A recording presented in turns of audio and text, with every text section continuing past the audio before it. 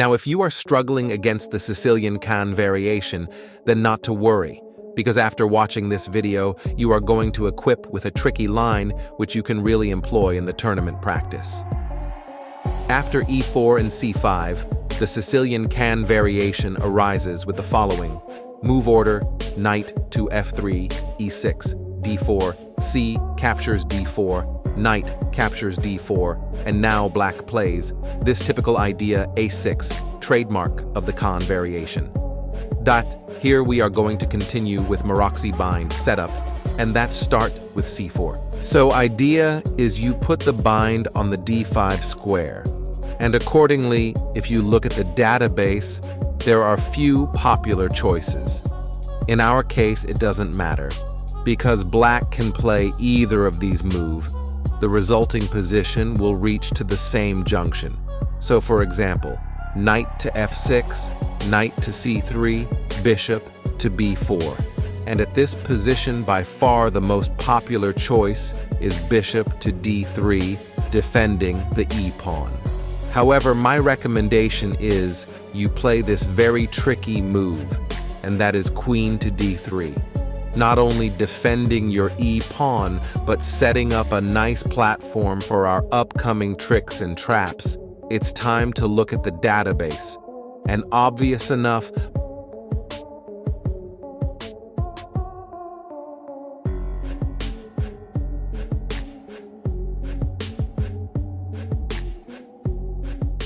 the first move I want to consider is bad move, namely bishop capture c3. So black's idea is he's destroying your pawn structure, but in return, he has some now huge problem on those dark squares.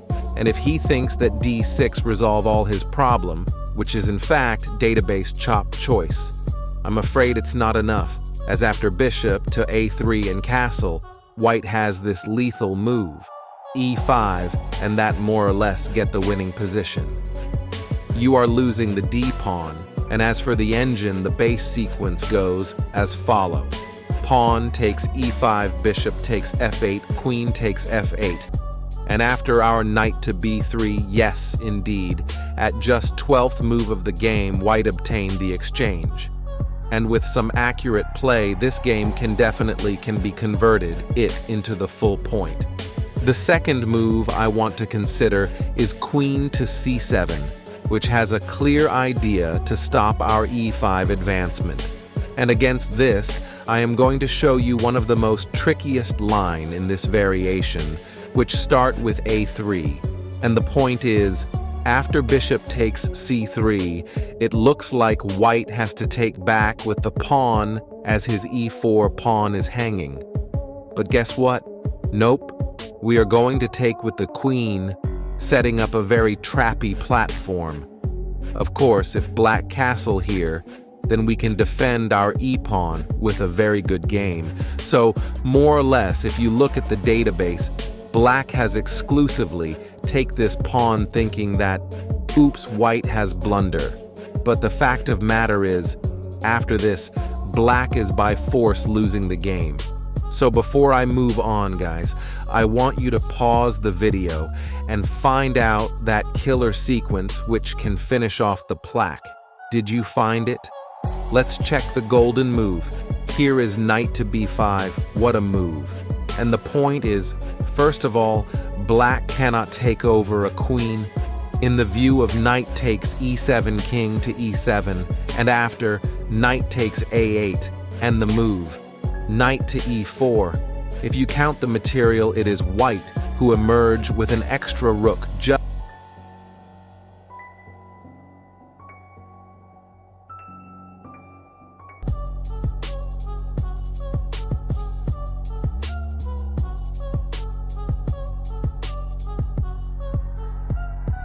First, we take on g7 attacking. The rook. Black has to save the rook. Now you play bishop to f6, once again attacking the rook and threatening checkmate. So by force, black has to defend the rook with queen to c5, and we reach to the point where if you play just one right move, then game can be finished instantly. Do you want to try out? please pause the video and go ahead, buddy. I'm showing you right now. Just look at this f3, yeah. And after this, no matter however Black replies, he get a completely lost position. Black has 3 choices, but neither of them are one walking. Number 1, if you play knight to f2 looks like counterattacking your rook. But unfortunately, after White's next reply, that is b4, that queen is an overload piece. And of course, Black has to save the mate, so queen to e7. And then what else? You grab the piece, and the fun doesn't end here, guys. Because after some natural moves, pawn takes c4, bishop takes c4, and in the next turn we are going to take the rook no matter whatever happens. So, for example, knight to c6.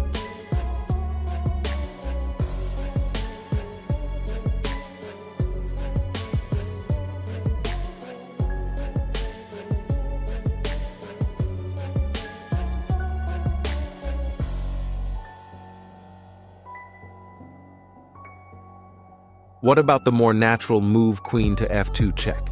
But it is just one check as after king to d1. Now you have a bigger problem, and that is we are threatening a checkmate as well as trying to capture your knight.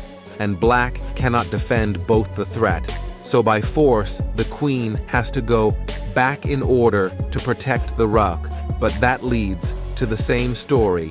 F captures e4, b captures c4, and now, of course, you take the rook, and after the forcing sequence, queen takes, bishop takes, king takes, and bishop takes, c4, and what else? Again and again it is White, who get winning position with a clear exchange up. Last but not least, Engine's top recommendation here is to play the move knight to f6 and give back the piece, but then you have some huge problem on the dark squares, and after rook to g8, I like to show you a model game from the database, where White continue with pawn takes b5. Look at those dark squares, extremely weak. So Black thought, hang on, I need to exchange the queen. But White was completely on a driver's seat, so of course he denied it. And the problem from the Black side is his pieces cannot come out, and we are attacking on this poor c8 bishop. So Black response is almost forced. He has to go queen back to d8 afterwards. I really like White's next move, and that is bishop to g7, planning to come on f6. And even though it looks so simple, it is very deadly. And in fact, the game finished after just 2 moves. Black plays d5, White plays bishop to f6, and after queen to d7, rook to c1, and what else? The clear resignation, as the poor c8 bishop did not see a daylight before he died. Last but not least, what happens if your opponent continue with knight to c6, which is database 2p choice? And in this line, I'm going to show you one of the most high-profile trap, and that goes with the following variation. Knight takes c6, pawn takes c6. Now you exchange the queen and then play your trademark move e5, where if the knight moves anywhere, then we can support our e-pawn with the f-pawn, and we get a space in the center with the misplaced king. But as you look at the database, the top choice is why not play knight to e4 and double.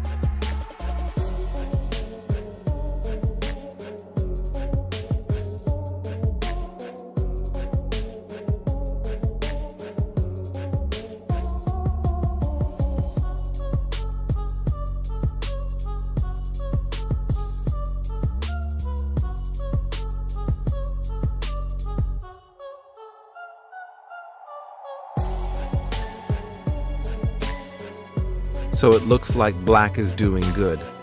But the big time problem is, after White's next reply, a4 Black is in a huge trouble in some lines. We are going to trap that knight. So sooner or later, Black knight has to escape with the e4 square. But here comes the whole point. We play bishop to e3 and our task is very easy on the next move. We want to play f3, and would you believe that can actually trap the centralized knight? The best black can do over here is to play f6, so at least he is giving the escape route for the knight. But white says no, sweetie, you cannot escape. So the h4 is a logical response.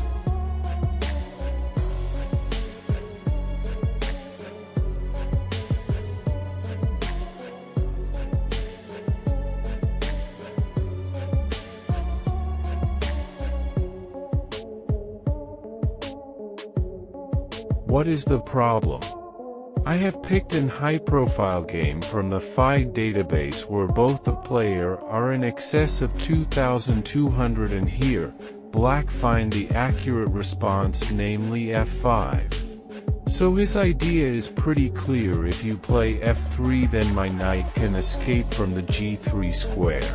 So white prevent this by playing rook to h3, indeed threatening f3, something black cannot avoid it, so he continue with king to e7, and his idea is after the move f3 he want to deliver this counter punch f4.